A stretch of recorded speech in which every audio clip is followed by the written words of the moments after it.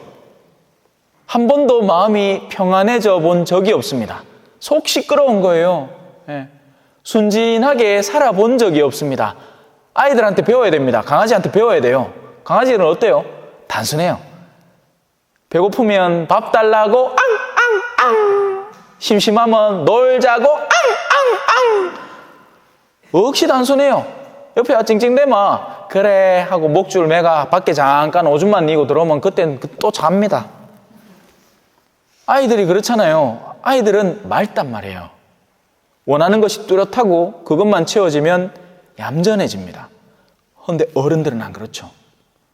속내가 얼마나 시끄러운지 전혀 상관없는 무언가를 끌어다가 미움을 만들어내고 증오를 만들어내고 원한을 만들어내고 막 난리 북새통이에요.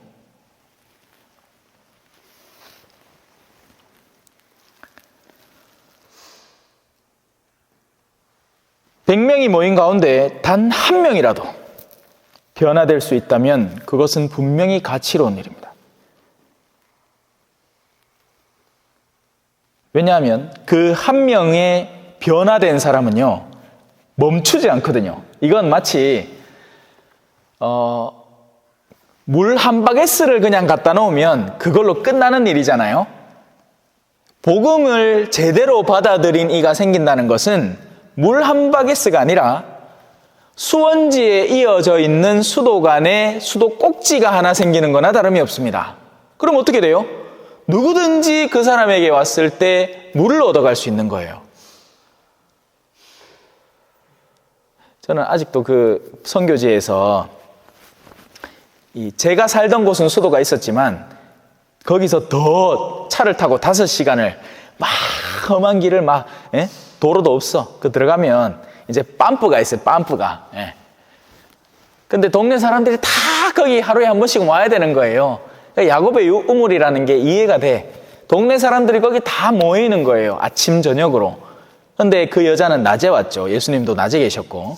그러니 그 여자는 뭔가 정상이 아니다. 사연이 많은 여자다. 이렇게 되는 겁니다.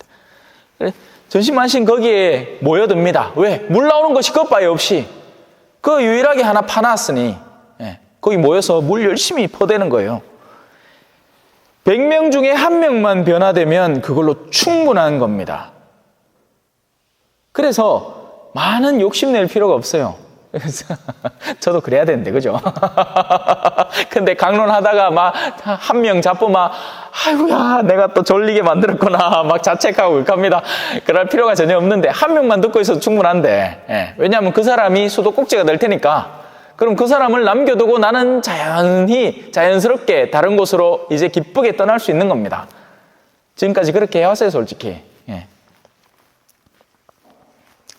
하느님의 말씀의 능력은 그 표징에서 드러납니다. 자, 여기서 이제 표징을 또 살펴봐야 돼요. 이게 이제 성령 기도회와도 연계된 파트에 특별히 연계되어 있습니다. 표징은 다음과 같습니다. 많은 사람에게 붙어있던 더러운 영들이 큰 소리를 지르며 나갑니다. 밖으로 쫓겨나는 거죠. 또 많은 중풍병자와 불구자가 낫습니다. 그리하여 그 거울에 큰 기쁨이 넘치게 되는 거죠. 사실 이 신부님들 가운데에는 적지 않은 퍼센테이지로 성령 기도회를 별로 안 좋아합니다. 왜냐하면 자꾸 막 삐때는 느낌이 나기 때문이에요. 그러니까 신부님들은 보통 학구적이잖아요. 그래서 학술적인 내용을 배우고 공부를 하는데 성령 기도회는 뭔가 열정이 어마어마해. 그래서 그 막 같이 일에 하다가는 많이 피곤할 것 같기도 하고, 그래서 별로 안 좋아합니다. 예. 그리고 거기서 이제 이 열정이 너무 뛰어나니까, 예? 여기 건드리고 저기 건드리고 막 하는 거예요. 왜? 빈무덤에 뛰어간 제자 2명 있죠. 한 명은 예수님의 사랑하는 제자였고 한 명은 베드로였습니다. 베드로가 딱 보면 교회라. 어째요? 늦어. 안 움직이. 움직이긴 하는데 뒤에 느기적 뒤에 오는 거예요. 근데 먼저 사랑하는 제자는 바쁘죠. 빠릅니다. 예수님이 어딨나 하면 거기를 바다다다닥 쫓아가요. 그래 빈무덤도 얼른 확인해 보고는 나중에 이제 베드로 자리를 딱 기다리지. 베드로가 와서 이게 맞다, 이게 아니다 하기를 기다려주는 겁니다. 영들은 활발합니다. 영들은 움직여요. 영들은 생생히 살아있습니다. 영들은 날아다니는 참새와 같은 거예요. 그래서 그들은 케이지에 넣으면, 우리에 넣으면 죽어버립니다. 반면 더러운 영들도 그래요. 그래서 그 더러운 영들은 진리가 다가오면 꽥 하고 소리를 지르는 겁니다. 하지만 그 소리는 입으로 이렇게 내는 시끄러운 소리가 아닌 영혼의 번잡함을 의미합니다. 예를 들면 이런 거예요. 술에 길들여져 있는 사람에게 이제 피할 수 없는 딜이 다가오는 겁니다. 술을 끊을 수밖에 없는 진리를 가지고 있는 사람이 다가오면 내면에서 미친 듯이 그 사람의 말에 반박하고 저항할 건덕지를 찾는 겁니다. 적절한 비유가 될지 모르겠어요. 그러니까 악습에 물들어 있는 사람이 자신의 악습을 드러낼 존재가 다가오면 격렬하게 저항하는 겁니다. 그것이 시끄러움입니다. 영혼의 시끄러움이죠. 육체의 시끄러움은 지금 제 목소리가 여러분에게는 좀 시끄러울 것이고, 그래도 좀 알아주셨으면 좋겠다. 예? 오후 내 그렇게 운전해가 갔다가 거기서 몇 시간 떠들고 이어와가 또 하니까 지금 목이 슬 가는데도 불구하고 그래도 쥐어 짜가면서 하고 있다는 걸 알아주셨으면 좋겠고, 이 목소리는 시끄러울 수 있지만 제 영혼은 차분합니다. 지금 새 속에 절여져 있는 사람들의 속내가 시끄럽죠. 그래서 최종적으로는 그 영혼이 깨끗해진 사람들은 속에서부터 이제 그 속에서 샘솟는 물이 흘러나리라 하는 것처럼 속에서 맑은 샘이 뿜어져 나오기 때문에 기쁜 겁니다. 이건 성령 기도회를 해보지 않은 분들은 거의 거진 모르는 거예요. 성령 세미나라는 게 있는데 실제 거기에서 성령을 받으면 정말 그전까지는 얌전하고 점잖하던 어르신이 그 자리에서 눈물이 벅 터져 나옵니다. 회개의 기쁨을 느끼는 거예요. 아, 이게 진짜 회개구나. 아, 이게 진짜 내가 하나님께 사랑받는다는 느낌이구나. 이거는 겪어보지 않으면 모른단 말이에요. 몇십 년을 신앙생활을 해도 내 미사에 그냥 왔다 갔다 할 줄 알았지, 마음에서 정말 툭 터져 나오는 그 기쁨을 느끼지 못하면 우리는 신앙 근처도 못 가보는 겁니다. 오히려 더 딱딱해지는 나의 영혼을 갖고 있는 거죠. 얼마나 불쌍해요. 그러니까 안 그래요? 아니, 신앙의 기쁨을 한 번도 느껴보지를 못한 거야, 이 사람은. 예? 신앙에 자기가 진짜 해방된다는 느낌, 영원이라는 생명을 선물 받는다는 느낌을 제대로 겪어본 적이 없는 사람, 불행한 사람인 거예요. 두려움만 느껴온 거예요. 하느님 하면 그냥 무서운 겁니다. 주일미사 안 가면 막 지옥 갈까봐 겁나 죽겠고, 금요일날 고기 쪼매 모마, 그때부터 나는 죄인이라고 스스로를 막 자책하면서 율법에 완전히 사로잡혀가지고 막 두려움밖에 없는 거예요. 기쁨이라고 말할 수 있는 게 아무것도 없는 겁니다. 그러니 노래도 할 줄 못하고 찬양도 할 줄 모르고 그냥 얌전한 신앙으로 머무는 거죠. 그 고을에 큰 기쁨이 넘쳤다. 어떻게 해야 현대인들을 기쁘게 할 수 있을까요? 어마어마한 숙제입니다. 한 사람마다 그 사람이 지금 욕구하고 있는 것을 채워서 기쁘게 만들려면 지구가 한 15개는 돼야 될 기라. 집을 얼마나 큰 걸 원할 것이며, 건물은 몇 채를 원할 것이고, 자동차는 얼마나 크고 좋은 걸 원할 것이며, 집에 재산은 얼마나 많아야 되겠습니까? 말도 안 되는 얘기죠. 오직 진정한 믿음만이 인간을 회개로 이끌고 내가 가진 모든 것이 하느님의 선물이라는 것을 이해하게 해서 기쁘게 만들어주는 겁니다. 그것이 표징이 될 겁니다. 귀 있는 사람은 들으십시오. 눈 있는 사람은 보십시오. 왜? 여기에도 엄연히 현존하고 계시니까. 그리고 함께 기뻐합시다. 오늘 성령 기도에 충분히 특강이 되었으리라 생각을 하고 미사 마치고 즐겁게 하십시오. 말씀이 사람이 되시어 우리 가운데 계시고 빛이 머무르는 곳에 어둠이 수치를 당하게 됩니다. 하지만 바로 그 때문에 스테파노는 기꺼이 죽임을 당했고 예루살렘 교회는 큰 박해를 받기 시작했습니다. 아멘. 찬미 예수님, 겸손과 기도.